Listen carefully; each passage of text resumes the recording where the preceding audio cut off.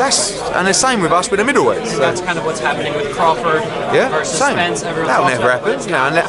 Unless that fight is a pay-per-view that does over 1 million buys, which at the moment is miles away from that, it will never happen. What would your prediction be for that number-wise? Spence against Crawford. On paper, 300,000. 300,000. You think they're not marketable enough? Huh? I just don't. I mean, I can't believe the lack of awareness of fighters like that in America, like from the general public. The only way you create big pay-per-views is to capture the casual fan. That's why Mayweather, McGregor, they do massive numbers, because the man down the street knows who both of them are.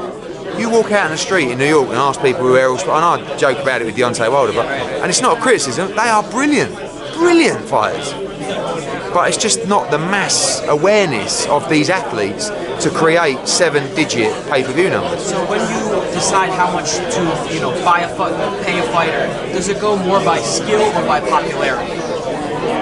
Both, really. I mean, numbers are always important, but like when you're offering a fight up, so you look at Garcia against Spence, right?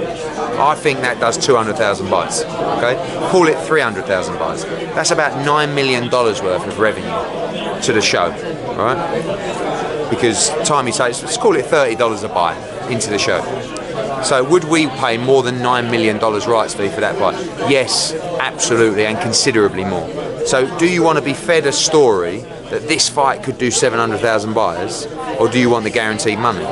Well, Canelo answered that question. Right. He took the guaranteed money. Bird in the hand, right? Exactly. So, but what will happen is all these guys are being told, oh, you'll go on pay-per-view, you'll go on pay-per-view, and then one will do. Look at Kovalev Ward. I mean, that's a brilliant fight. The undisputed light heavyweight championship will do 170,000 buys. But good news for Andre Ward, he had a massive guarantee, so he was all right. Would you have a commercial out soon to let people know about the Canelo fight? Yeah, they're working on everything like that now. Yeah. To transition a little bit, I feel like the zone. How do you feel about the zone putting females more in the forefront than, say, HBO and Showtime has done in the past with female boxing? I think that female boxing is really on the rise, and I think that it is so entertaining to watch at the elite level. Okay, so just like men's boxing, sometimes at the lower level it's not great to watch. But these, when you talk about Taylor, Serrano, Shields, even McCaskill, these kind of competitors, they're entertaining to watch. And Claressa Shields, you saw her numbers on Showtime. I mean, she had a great rating on Showtime, and we're delighted to have her on the zone. I think she's a big star.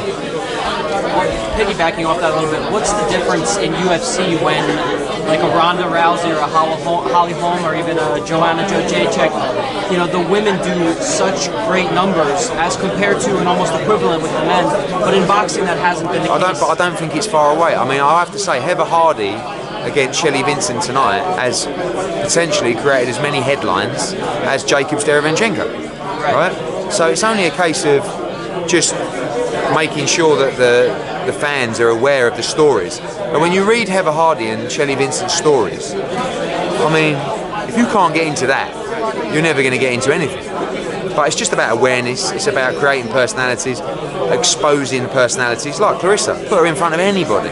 She's enthralling to watch, on to talk to, in and out of the ring. What about the 2-minute versus 3-minute round? Well, what do you think of that? I mean, I think that, hold on.